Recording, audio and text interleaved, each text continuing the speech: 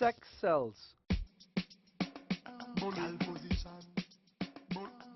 But this world of trading in the flesh is not only about sex. It's a lucrative business that has trapped some in a deadly world of organized crime. A world in which the sex trafficker is king and the women their pawns. We have is on average about, let's say about between 60 to 80 women enter the country illegally per month. Only last month, police busted the infamous Classic Seaman Hotel in Vistabella, formerly Villa Capri, arresting roughly 75 women on prostitution-related charges from Venezuela, Dominican Republic, and Colombia. The most recent U.S. State Department Trafficking Persons report lists Trinidad and Tobago as a destination source for sex trafficking of women and girls, the bulk of them coming from South America and Dominican Republic for sexual exploitation. But the figures provided by the Ministry of National Security for 2012 of non-nationals deported paints a far different picture when we pinpoint specifically the countries from where these women originate. The figures collated for those countries show in most cases just 1 or 2 nationals being deported per month. But how is that feasible when we discovered during our 6-week investigation close to 150 of these Latin women working as possible prostitutes in at least 5 brothels/hotels across the country? Vice President of the Caribbean Umbrella for Restorative Behavior, CURB, says in several cases women are lured here illegally after responding to false newspaper advertisements in their countries. When they come, the first thing is that they are put in the bar, and they may be working in the bar expecting to get to $10 while others are hustling, not realizing that sooner or later they are going to be called upon to sell their bodies, etc. An official who is involved in tracking the movements of sex traffickers in this country for the last few years, speaking on the condition of strict anonymity, says traffickers make every effort to carefully screen their intended victims for obvious reasons. They are screened, they will do a full background check of the person to make sure the person has no connection to anybody in law enforcement. So they use that to their advantage. In January, the Trafficking in Persons Act 2013 was assented to in law, and that in turn paved the way for the setting up of the counter-trafficking unit, now headed by Charmin Gani Andrews. Gani Andrews had promised to speak with us in a one-on-one interview over the last month about what the newly formed counter-trafficking unit would do differently, but later told us her schedule didn't permit.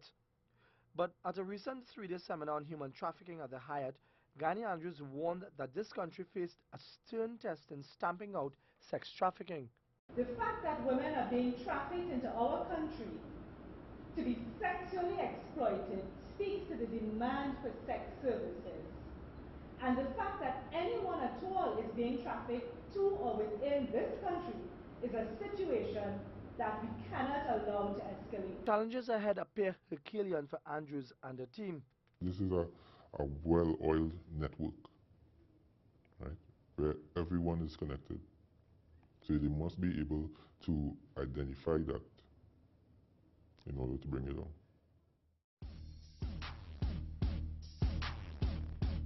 But just what exactly are the authorities up against?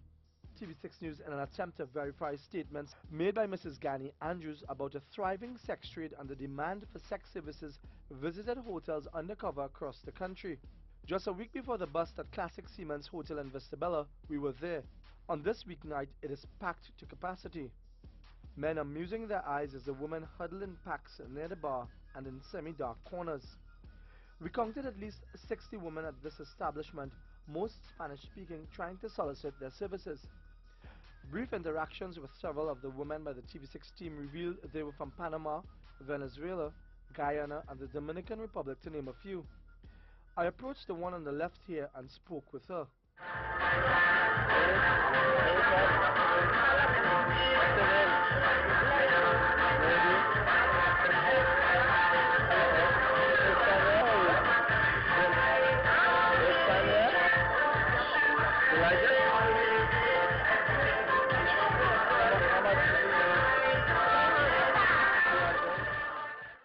We persisted later, trying to find out more about Leila and the situation, but as if seemingly programmed, she had only inviting words for money and sex. At this establishment in Penal, where the lights were dimly lit, we were each given half of a playing card at the entrance and told if during the course of the night your half of the card was announced, you got the chance to choose a woman and go upstairs. Our cards we gave away as soon as we entered the joint. To the side of the bar there was a lounge area. Some 50 women were mulling around in this area, mostly of Latin origin, waiting for men to approach. Some we spotted heading to the bathroom. The flashing lights and the silhouette of naked women on stage are the bait to hook any man at this central establishment.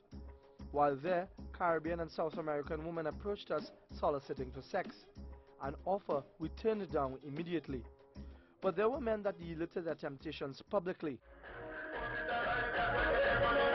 The fascination with Latin prostitutes, Lachman contends, feeds sex trafficking.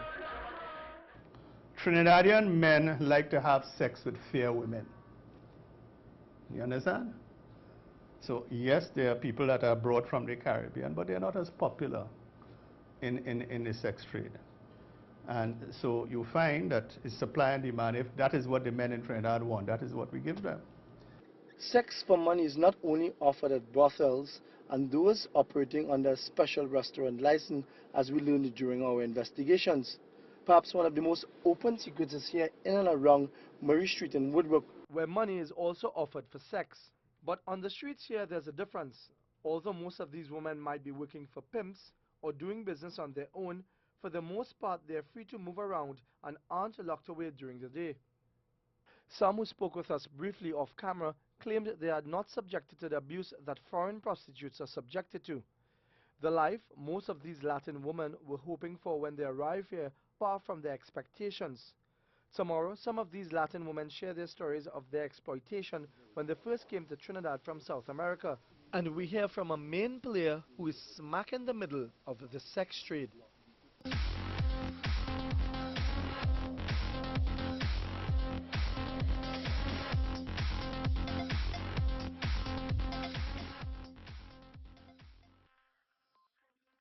Along the southwestern peninsula in places like Cedras, here officials say sex traffickers use the beachfronts as a key doorway in smuggling in Spanish-speaking women to work as prostitutes. Many of them believing when they land here, it is the beginning of a life loaded with luxury, when in fact, it's the beginning of a nightmare. A man who claims to be a pivotal player in the sex trafficking trade from South Trinidad says the trade generates millions. Neglected by the government, we have no other choice than to do what is best for us to make money, and that is probably bringing narcotics, guns, women from Venezuela, which is the most demanding thing now. Once you're speaking Spanish, you could get it from more or less anywhere. That is the criteria most of the men or most of the people involved in the trade look for. Spanish ladies. They vary. They come from the cross section of South America, and they vary from all courses from 35,000 minimum, come straight to 100,000. Then come to the low class bracket, it might go straight down to $2,500 a night.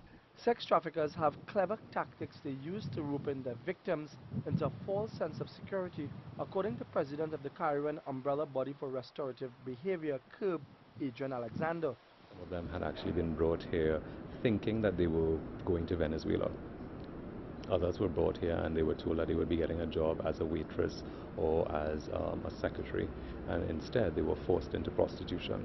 Other schemes of entrapping these women have been uncovered, according to this official who has been tracking and monitoring these sex traffickers with a fine-tooth comb. We've discovered that some of them are even, they've even put a location for where this resort is, so that when these young ladies, when they respond to the ad, they actually think that they go into a resort in their country, not knowing that they come in here. Once here, the official says they are transported to all parts of the country and kept indoors until the coast is clear. The unison of this illicit operation, claims the official, must have the blessings of corrupt law enforcement officials. Until they get word from their counterparts as well, who will be corrupt officials in many of the different national security bodies of the country, will tell them, well, yeah, it's safe to go, and then after about 2 or 3 days, then they bring them out and they distribute them to the various brothels or houses that they are carried to. The claims of this official is corroborated by this sex trafficker. How serious is the involvement or the cooperation of the authorities in helping you all ensure that this trade runs smoothly? Well, the authorities is 100% aboard. It's just that they can't legally sign the documents, but they are 100% aboard. What kind of kickbacks you all have to give them to look the other? Well, the kickbacks is more or less vary from 10% to 20%, depending on what are the variations involved. What kind of money are we talking about? So the basic is like a 5,000 on a 50,000 girl. It varies.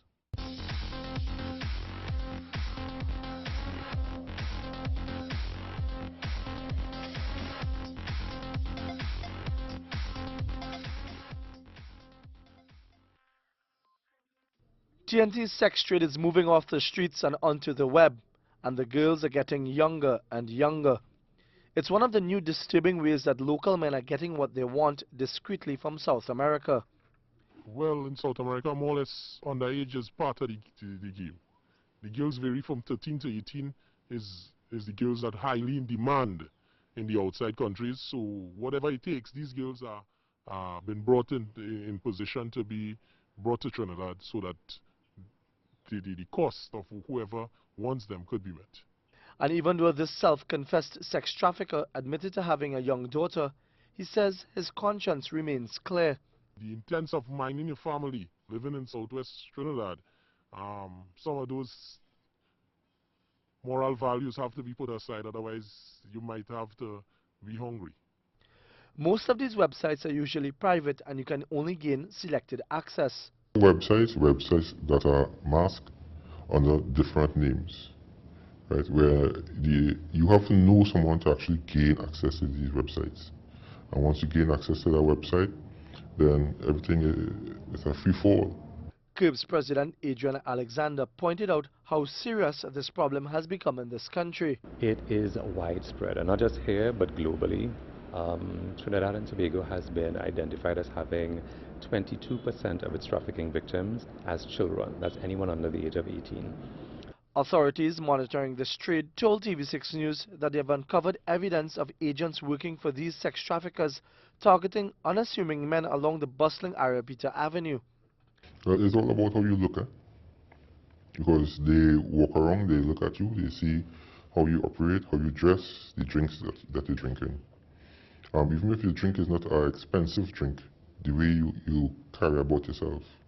Most times, if you're a loner, you'll find a better chance of being approached by these people, sometimes men, sometimes women. If you are chosen and agree, you are taken into their world. Have catalogs, actually have women posing in these catalogs, just like you will buy a magazine with women in it and look at it. They have something like a magazine that will ask you, okay, pick which one you want.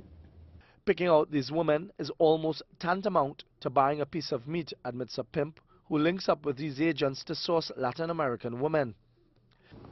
And I'm an agent, I'll do it an agent to say, you know, we have for me, you say, right, that's something here for you.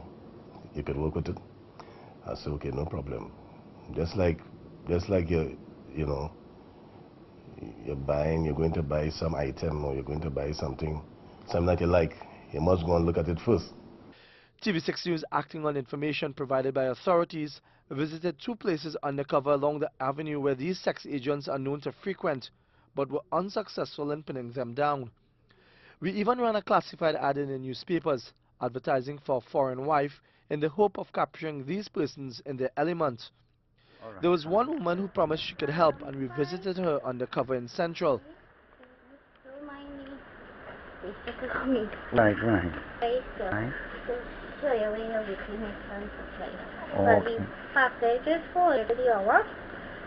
We guide that off. It's up to you. If you want, we could go to a guest house if you want to. We have a guest house right there, $60 for the hour. She turned out to be a prostitute with no connections with those involved in bringing in Latin women for wives.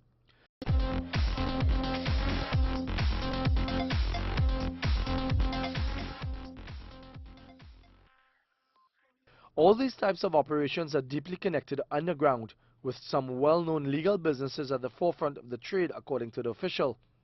Quite often, points out the official, raids on some of these establishments are only a smokescreen. Just carry them back and drop them back to where they came from. What they will probably do is contact one of their associates, who will then orchestrate an entire, how to put it, law enforcement operation to actually raid their establishment, take the girls. So then, in so doing, the taxpayers, we the taxpayers, are paying for them to send them back to where they came from. So once that is done, then they are free now, next 2 weeks or next 3 weeks, to bring in a fresh set of women. The networking on the operation, the official indicates, does not end there. Sometimes it can be said, or allegedly said, that they actually pay a patrol or send a patrol to these establishments, make sure everything okay. You know, so there's a blind eye being thrown at these establishments. Because of course the bosses of these places, you know, they give them money. Incidentally, we spotted a police car outside the classic Seaman Hotel on the night we were there and witnessed a Latina woman waiting to be picked up outside the establishment. We approached the officers and spoke with them. Officer, let's close off the show there. Huh? Sure? Yeah, everybody? Huh? No, I see class as well. Huh? No, I just trying to check, you know, because when I see the lights come on, I come out, I see the police. Oh, they're close too. Well, they're my first time I sing. I say, well, because the police. It was nice, man. I just come to browse and, you know what I mean? I gotta come back. You just come back again, Lord. Like, you don't come on there off this. The official told TV6 News, based on information they have gathered, one of the major players in this intricate network is a woman from Central Trinidad. We have information where women are actually the perpetrators of these crimes. You know, the beating them, the drugging them, the provision of food. So it's like slavery. A modern-day slavery not only fueled by multi-million-dollar businessmen, but also high-ranking officials in this country, revealed this sex trafficker. Government come, government go, ministers keep a lot of party having these women brought in just for ministers to be jumping and waving with them. Is there any optimistic belief then that this trade can be crushed even with the introduction of the counter-trafficking unit? Or is it even beyond them? We're going to adopt the wait-and-see approach, see what happens, see if they actually have what it takes to go outside there and curb the human trafficking, and to also see if who they're going to network with. But in our interview with this sex trafficker, he didn't seem perturbed. At this point in time, it would not affect, because as soon as these guys are set up, they have people in all different walks of life. We'll deal with them accordingly to make sure that this important trade continue. That perspective might paint a grim picture for this country's attempt to get a handle on the flesh trade. But William Latchman is strong in his resolve that the trade can be stifled. Once we have good men that are prepared to stand up and do something, I believe we can make the difference. If the whole society, and this is a coward society, if the society is going to sit down and turn a blind eye to it, it will of course continue. There might still yet be hope to stamp out the sex trade and put an end to those in the high and low places that have adopted a hands-on approach. Mark Basant, TV6 News.